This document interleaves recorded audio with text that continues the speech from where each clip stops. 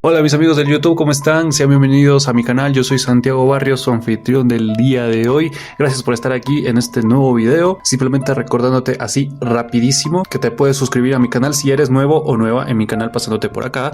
Y puedes activar la campana de notificaciones, así YouTube te notificará cada vez que yo suba un nuevo video al momento. Y si sobre todo buscas otro tipo de casos criminales, te invito a ver mi canal. Tengo una gran variedad de casos criminales y de historias que probablemente te sorprenderán, sobre todo si es que no conocías o no conocías muchos detalles sobre estas historias. Sin más nada que decir, chicos, vamos con el tema del día de hoy. Volvemos a Asia, chicos, con un nuevo caso criminal, uno que me llamó bastante la atención, que yo particularmente no conocía, al igual que me pasó con la matrona asesina, y investigando ya pude saber mucho sobre la historia de esta persona en común y me pareció muy interesante, y sacando un poco más allá de la monotonía de los casos que fácilmente la gente le gusta investigar porque son bastante sonados por los medios de comunicación, la fama, la relevancia la cual se le dieron en su momento. Pero al menos hasta donde yo pude investigar hay muy pocas personas, al menos acá en YouTube, se han tomado el tiempo de hablar de esta persona en particular. Sin más que decir, chicos, el día de hoy les presento el caso de Yo Young-chul.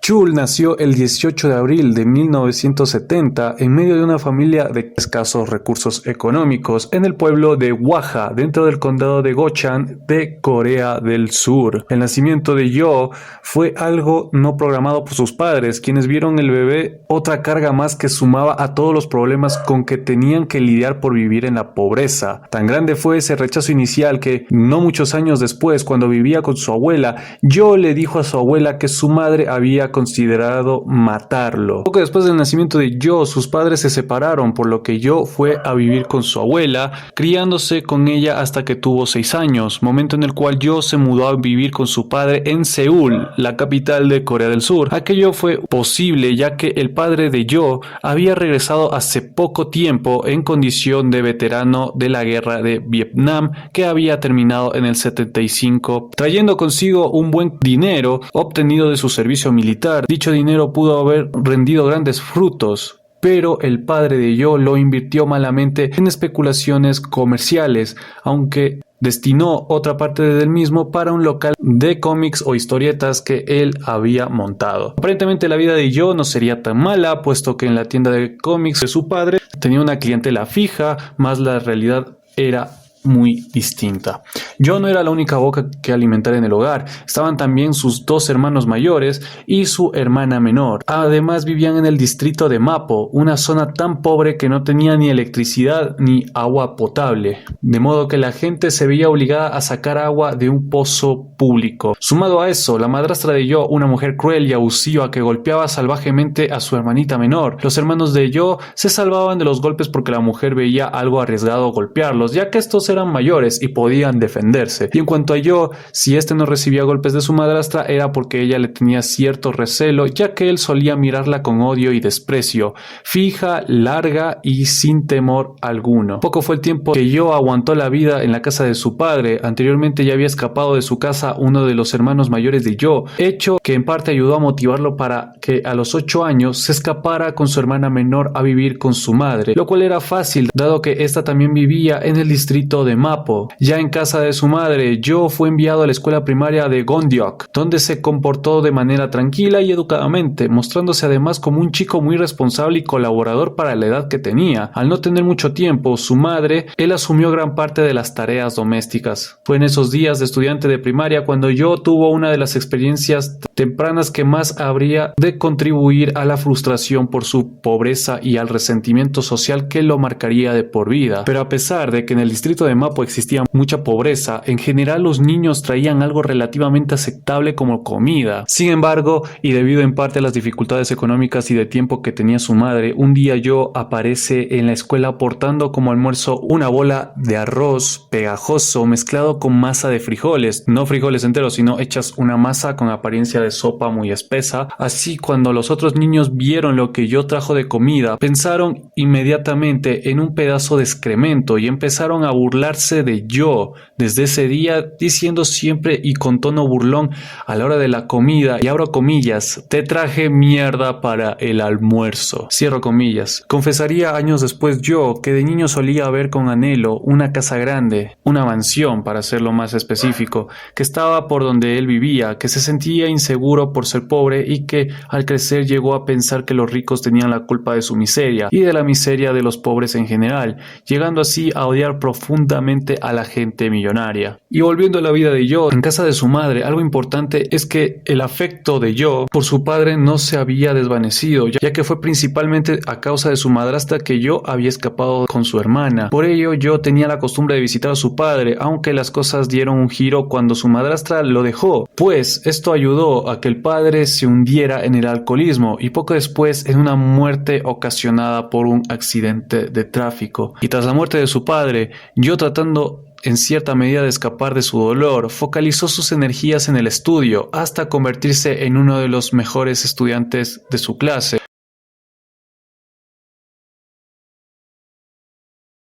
En 1984, Yo entró a la secundaria, sintiéndose desde un inicio atraído por las artes, le gustaba leer poesía y pese a ser daltónico, amaba la pintura y el dibujo y no le faltaba el talento. Además, adoraba la música, por lo que formó parte de un grupo de gospel en una iglesia y más tarde creó con sus amigos la banda musical Evergreen. Dato curioso es que años después hallarían dibujos de manga en su departamento, hechos por él y dotados de una enorme calidad.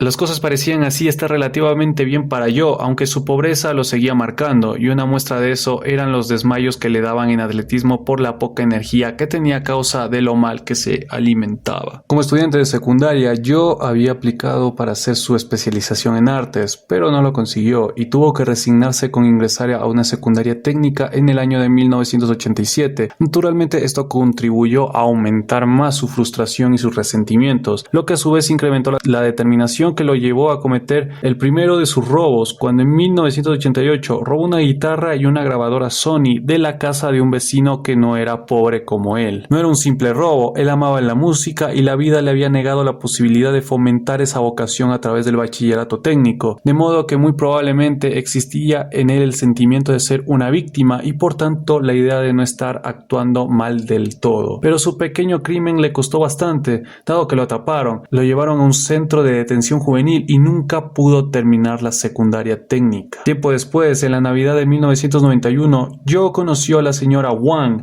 una masajista con la que habría de emprender una relación sentimental, para luego terminar casándose el 23 de junio de 1993. Poco duraron los felices días iniciales de Yo con la señora Wang, ya que en ese mismo diciembre de 1991 la desgracia volvió a caer sobre él cuando el propietario del lugar que alquilaba para vivir subió la renta y Yo, desesperado y con cierto ánimo revanchista de compensar el abuso sufrido, entró a la oficina del propietario y robó una cámara y más de $500 en efectivo, siendo atrapado por un guardia de seguridad y posteriormente condenado a 10 meses de prisión. En la cárcel, Yo fue visitado por su madre y entre las cosas que hablaron, Yo contó su plan de formar un hogar y le pidió que por favor cuidara de quien sería su esposa y del hijo suyo que estaba por nacer y con el cual quería pasar mucho tiempo cuando por fin saliera de la prisión. Tras salir de la cárcel, Yo manejó su vida relativamente bien hasta que en 1993 cayó en la tentación del robo al ver un auto solo con las llaves puestas y en modo encendido. Otra vez la policía lo atrapó y otra vez Yo fue a parar a la cárcel, aunque con una suave condena de apenas 8 meses. Al salir de la prisión, Yo se metió en tratamiento psiquiátrico en el Hospital Mental Nacional del barrio Gok-Yong. Su insana psicología era evidente, pero además de lo que resultaba obvio, se ha dicho que posiblemente, esto no es 100% confirmado, Yo tenía cierto grado de epilepsia y casi con certeza, según el autor Lee Eun-jong, quien escribió un libro sobre Chul, un trastorno maníaco depresivo que, aunque acentuado por los estímulos negativos del entorno, parecía tener un origen genético, ya que el segundo hermano de Yo era maníaco depresivo, al punto de que en 1994 se había suicidado con tan solo 32 años de edad, tras deprimirse y caer preso en el alcohol. Hasta 1995 Yo estuvo en tratamiento psiquiátrico, mas en ese año fue detenido y multado por vender pornografía ilegal Y luego, una vez más, en el año de 1998, Yo fue atrapado en sus andanzas criminales. Esta vez no era un simple robo, era robo posibilitado por la falsificación de documentos que le permitían hacerse pasar por un funcionario del gobierno. La condena por eso fue de 2 años. Otros habrían escarmentado al pasar de condenas de 8 a 10 meses a una condena de 2 meses, pero eso no era el caso de Yo. Así, en marzo del año 2000, Yo vio a una adolescente de 15 años que le resultó irresistible y no pudiendo tenerla por las buenas, obedeció a su impulso criminal y la violó. Hasta ese momento, la señora Wang le había perdonado sus delitos y seguía casada. Habían pasado 7 años desde su matrimonio. Según dicen, esa tolerancia no era tanto un producto de la compasión, sino por el típico interés económico, ya que los robos de Yo les permitían salir de apuros económicos. Sea como sea, el punto es que la violación de la quinceañera resultó indignante para la señora Wang, moviéndola así a emprender una separación que culminó en divorcio en el año del 2002.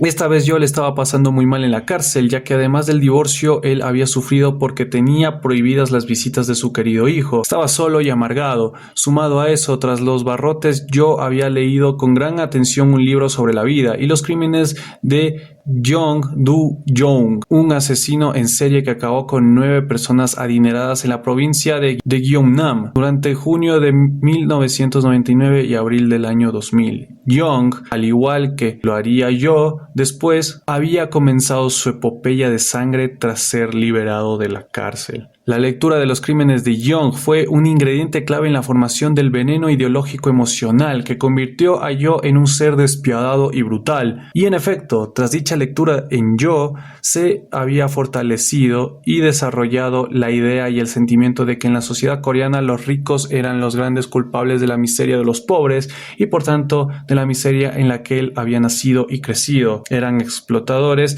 generadores de desigualdad social, acaparadores de una riqueza injustamente distribuida en virtud de su actitud de sanguijuelas. Por todo eso, para Yo, los ricos valían lo que un perro y como perros merecían morir. El odio ardía dentro de Yo cuando en septiembre del año 2003 las puertas de la cárcel se abrieron y él salió de nuevo al mundo, aunque esta vez con la determinación de matar en la mirada. Pero para llevar a cabo sus planes de venganza hacía falta practicar. Él nunca había asesinado y carecía de la naturaleza psicópata en virtud. Tenía primero que acostumbrarse a la violencia y a la sangre, y al súbito apagarse de la víctima tras el golpe letal. Para ese fin los perros resultaban perfectos. Así Yo empezó su entrenamiento, apaleando perros callejeros, rompiéndoles las cabezas con martillo en mano.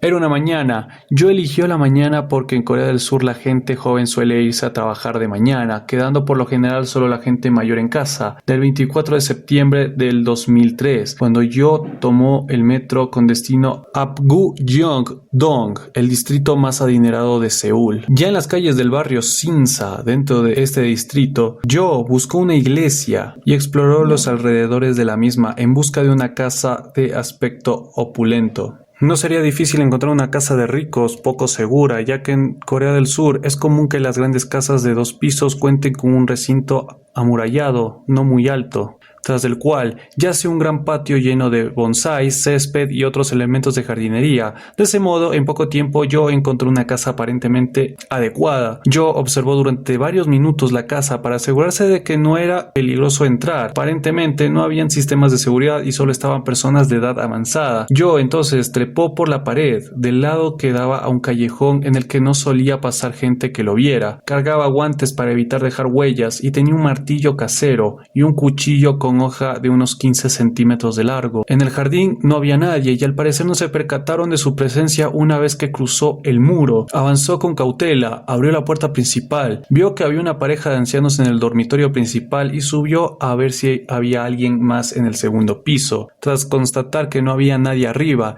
Yo bajó y entró en el dormitorio de los ancianos. Lo miraron presas del temor. No sabían si todo iba a reducirse a un asalto, pero Yo velozmente eliminó las dudas al apuñalar en la garganta al indefenso señor Lee de 72 años. Lee había tenido el honor de ser profesor honorario en la Universidad de Sokmyung y ahora tenía el infausto honor de ser la primera víctima de Yo. La anciana de 68 años, esposa de Lee, lanzó un grito de horror al ver lo sucedido, pero Yo intentó calmarla diciéndole que todo estaba bien, aparentando que no tenía intención de matarla y levantando el cuerpo sangrante de su marido. Ya menos nerviosa, la esposa de Lee experimentó su último y doloroso instante de vida cuando súbitamente el martillo de Yo le destrozó el cráneo con un golpe contundente. Yo miró la trágica escena para asegurarse de que sus víctimas estaban muertas. Cerró con llave la puerta del cuarto, tomó una toalla, limpió la sangre de sus pantalones y salió al jardín, donde recordó que había dejado el cuchillo en la habitación de los ancianos. Entonces volvió, tumbó la puerta de una patada, tomó su cuchillo, esparció la ropa del armario para confundir a la policía y salió nerviosamente, sabiendo que en la puerta había dejado una huella que solo pudo eliminar parcialmente. No tomó ni dinero ni joyas del lugar. Su recompensa única era la venganza. No pasó mucho tiempo antes de que el instinto asesino volviera a él. Un 9 de octubre de ese mismo año 2003, esta vez tomó el metro hasta Bulwang y luego un taxi hasta el túnel Yuji. Allí el procedimiento fue el mismo del anterior: buscar una iglesia, encontrar una casa de ricos aparentemente segura cerca de la misma, trepar el muro de la casa sin ser visto, atravesar cuidadosamente el jardín y matar a quien toque matar una vez adentro. Yo, que había saltado el muro tras asegurarse de que no hubiera nadie en el primer piso, no pensó que al abrir la puerta principal de la casa alguien lo había escuchado. Así, inquietate por ver quién había llegado, la abuela Kang, de 85 años, salió del baño y fue a recibir a la inesperada visita. Junto a la puerta se encontró con Yo, quien salvajemente le propinó unos 3 o 4 golpes en el cráneo. La pobre anciana se desplomó con la cabeza vuelta, trizas de sangre y huesos rotos. Entretanto, la señora Lee, la ama de casa de 60 años, había bajado, pero no tuvo tiempo de hacer nada porque Yo le dio 2 patadas en el estómago. Viéndola doblada de dolor,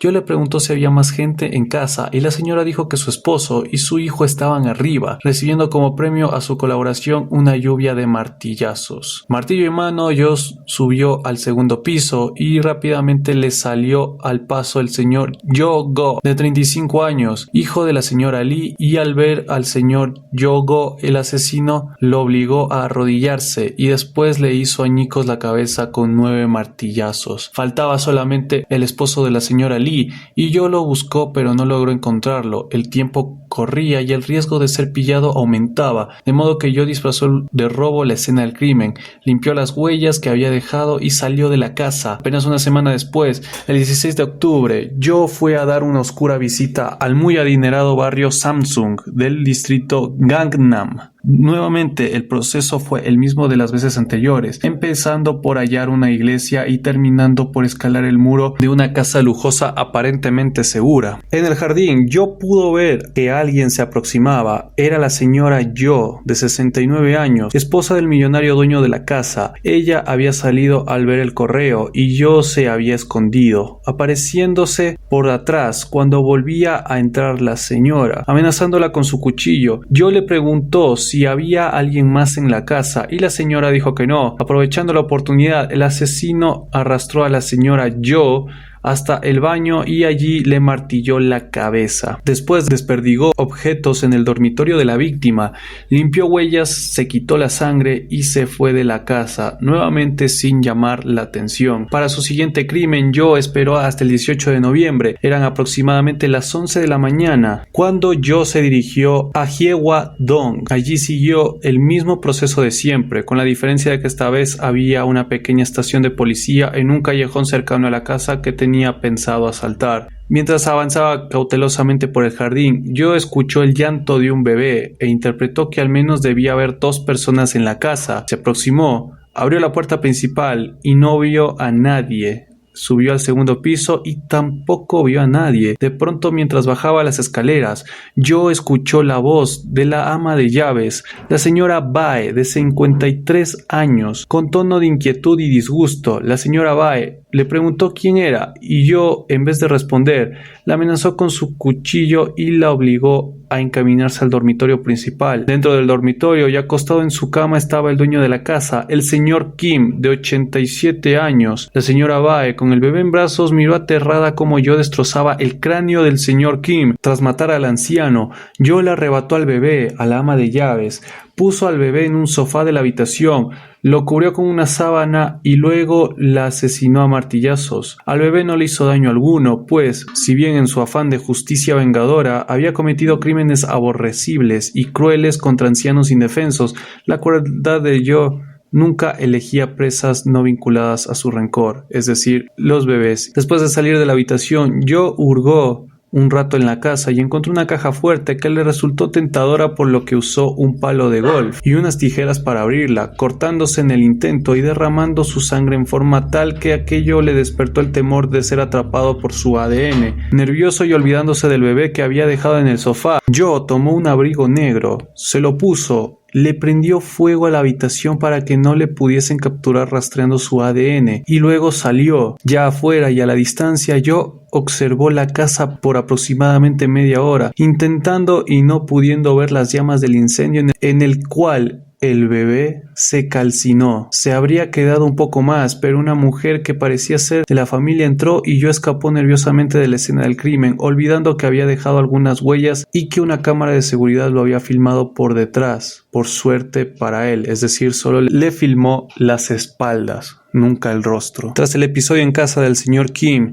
Joe decidió descansar de su sangrienta campaña y se forjó un documento de identificación falso de policía, y con esa identificación Joe recorrió las diversas zonas rojas, zonas con clubs nocturnos, discotecas y otros tipos de antros de Seúl, buscando proxenetas y prostitutas a quienes extorsionar, cosa que le era posible ya que en Corea del Sur la prostitución era ilegal. Logró así conseguir el equivalente a unos $4,000, los cuales depositó en una cuenta, y ya con eso pudo alquilar tranquilamente un apartamento que le costaba $450 el mes. Yo tenía una computadora en la que veía frecuentemente pornografía y DVDs de películas que compraba, tales como Public Enemy, Very Bad Things y Normal Life. También cerca de su cama yo tenía una especie de mini biblioteca en la que estaban un álbum con recortes de periódicos, sobre juguetes que tenía pensado comprarle a su hijo, anuncios de pistolas, listas de cantantes de música pop con sus canciones, notas sobre automóviles, computadoras y equipos musicales, un álbum de arte lleno de retratos y desnudos femeninos que mostraban su talento para el manga, y un cuaderno de su hijo lleno de dibujos hechos con lápices de colores. Por otra parte, se veían abundantes tarjetas de sexo a domicilio, estaban por casi todas partes, en cajones, en el suelo, en estantes, etcétera, etcétera. La mayoría de la gente desechaba esas tarjetas, pero yo increíblemente las coleccionaba porque era un asiduo consumidor del sexo pagado. En aquel entonces la gente del barrio consideraba yo como un buen sujeto, e igualmente los policías de la pequeña estación que estaba cerca, apenas a 50 pasos de su departamento, no sospechaban nada de él y lo veían con buenos ojos. En noviembre de ese mismo año 2003, llamando a los servicios de sexo, yo conoció a la señora Kim, con quien estableció una relación sentimental y terminó haciendo una propuesta de matrimonio. No se lo esperaba, pero muy poco antes de la propuesta, la señora Kim había averiguado sobre su pasado criminal. Para mala suerte de él, le rechazó la propuesta matrimonial. El rechazo de la señora Kim fue el inicio de una nueva pasión en Joe: el odio por las prostitutas. Tan enojado se sentía por el rechazo que incluso pensó en matar a su ex esposa, pero no lo hizo para evitar el sufrimiento de su hijo. Poco después de su fracaso sentimental, en enero del 2004, fue detenido por un pequeño robo en un sauna, pero todo lo que le hicieron fue llevarlo a la comisaría de Sodaemun, donde los negligentes policías ni siquiera se tomaron la molestia de revisar sus antecedentes penales, liberándolo en poco tiempo tras darles sus respectivas amonestaciones. Y bien amigos, el video de esta semana llega hasta acá. Es la primera parte de esta historia criminal en Corea del Sur. Lastimosamente no continúo con el video porque es demasiada información. Hay demasiada información detallada sobre este asesino en particular, y entonces, midiendo justamente estas investigaciones, me doy cuenta que el video abarca para dos partes. Esta será la primera, y la próxima semana, el día viernes, estaré pasando la segunda parte de esta historia con las siguientes acciones criminales de Joe Chul, y veremos cuál fue su desenlace, cuál fue el final de su historia, o si es que tiene algún final. Así que sin más nada que decir, chicos, si les gustó este video, simplemente me ayudarían bastante con su enorme like. Si eres nuevo o nueva por mi canal, te lo recuerdo nuevamente, te puedes suscribir a mi canal. Eso me motivaría muchísimo a seguir haciendo esta clase de videos, esta clase de historias. Compártelo con todos tus amigos. Comenta en la caja de comentarios qué te pareció esta primera parte, si tienes algo que aportar dentro de la historia o si quieres debatir, de manera sana obviamente, sobre esta historia. O si deseas que yo investigue algún caso en particular. Siempre estoy leyendo sus comentarios y sobre todo siempre estoy abierto a sugerencias y a recomendaciones. Sin más que decir, chicos, yo los veré el próximo viernes con la segunda parte de la historia de Yeol Chul. Simplemente, chicos, les digo cuídense y pásenla bien. Chao, chao.